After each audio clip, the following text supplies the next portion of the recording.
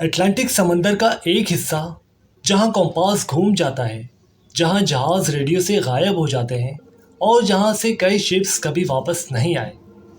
آج ہم بات کریں گے اس راز کی جسے دنیا برمودا ٹرائنگل کے نام سے جانتی ہے۔ برمودا ٹرائنگل کوئی چھوٹا علاقہ نہیں، یہ فلوریڈا، برمودا آئس لینڈ اور پیورٹو ریکو کے درمیان پھیلا ہوا ایک وسیع سمندری حصہ ہے۔ اس علاقے کو ڈیورس ٹرائنگل بھی کہا جاتا ہے۔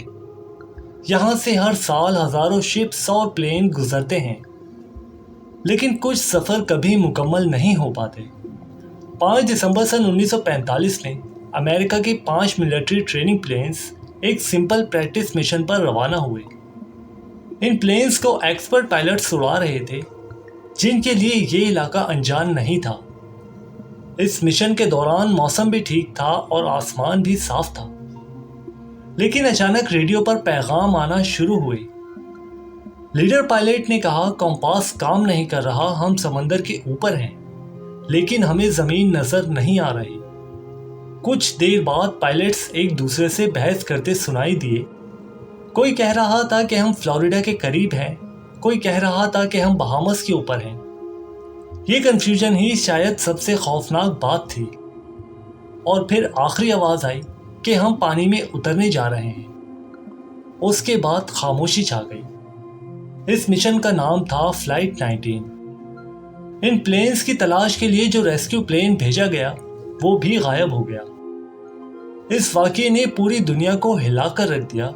یہاں صرف پلینز ہی نہیں، کئی عظیم اور طاقتور شپس بھی اس علاقے میں غائب ہو چکے ہیں۔ یہ وہ جہاز تھے جو اپنے دور کے ماڈرن سسٹم سے لیس تھے۔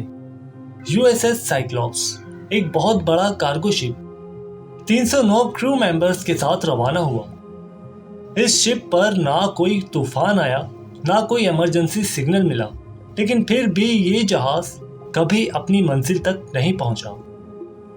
اس کے بعد کئی سالوں تک سرچ آپریشن ہوئے، لیکن ان جہازوں کا ملبہ تک نہ مل سکا، جیسے یہ جہاز سمندر نے نگل لیے ہوں۔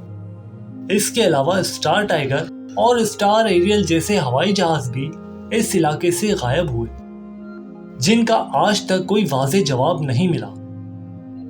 ہر نیا واقعہ برمودا ٹرائنگل کے راز کو اور گہرا کرتا چلا گیا۔ ان پائلٹس کا کہنا تھا کہ یہاں کمپاس غلط کام کرتا ہے، کبھی نارتھ کبھی ساؤتھ خود ہی بدل جاتا ہے، اور کبھی وقت جیسے رک سا جاتا ہے۔ کچھ لوگ کہتے ہیں کہ انہوں نے یہاں صرف چند منٹس گزارے، جبکہ اصل میں کئی گھنٹے گزر چکے تھے۔ سائنس کے مطابق ہر راز کا جواب غیر معمولی نہیں ہوتا۔ اس علاقے میں اچانک اور انتہائی تیز طوفان پیدا ہوتے ہیں جو رڈار پر بھی دیر سے نظر آتے ہیں۔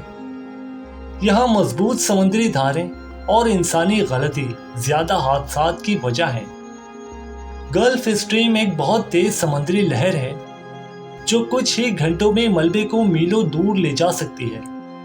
اسی لیے جب ریسکیو ٹیم پہنچتی ہے تو وہاں کچھ بھی باقی نہیں ہوتا۔ اس کے علاوہ انسانی غلطی بھی ایک بڑی وجہ ہے۔ غلط نیویگیشن، اوور کانفیڈنس اور پرانے میپس، یہ سب مل کر ایک چھوٹی غلطی کو بہت بڑی تباہی میں بدل دیتے ہیں۔ یہ مقناطیسی تغیر کا نظریہ ہے جو کمپاس کچھ دیر کے لیے غلط ڈائریکشن دکھاتا ہے، اور سمندر میں چند ڈگریز کی غلطی بھی موت کا سبب بن سکتی ہے۔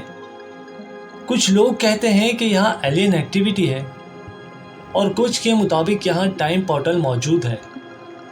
اس تھیوری کے مطابق جہاز دوسری دنیا یا دوسرے وقت میں چلے جاتے ہیں۔ اس کا کوئی ثبوت تو نہیں، لیکن کہانیاں بہت زیادہ ہیں۔ آج کے ماڈرن GPS اور سیٹلائٹ سسٹم کے باوجود یہاں اب بھی ایکسیڈنٹ ہوتے ہیں، لیکن زیادہ تر کیسز نیچرل وجہ سے سمجھے جاتے ہیں۔ پھر بھی برمودا ٹرائنگل کا نام آج بھی خوف پیدا کرتا ہے۔ برمودا ٹرائنگل ایک ایسا راز جو سائنس نے کافی حد تک سمجھا دیا، لیکن دل ابھی بھی نہیں مانتا۔ شاید کچھ کہانیاں صرف کہانیاں ہوتی ہیں، یا شاید سمندر اپنے راز کبھی ظاہر نہیں کرتا۔ آپ کیا سوچتے ہیں؟ کیا برمودا ٹرائنگل واقعی ایک خوفناک راز ہے؟ یا صرف انسانی غلطی؟ ویڈیو پسند آئے تو لائک کریں، چینل کو سبسکرائب کریں اور کامنٹ میں بتائیے آپ کی تھیوری کیا ہے۔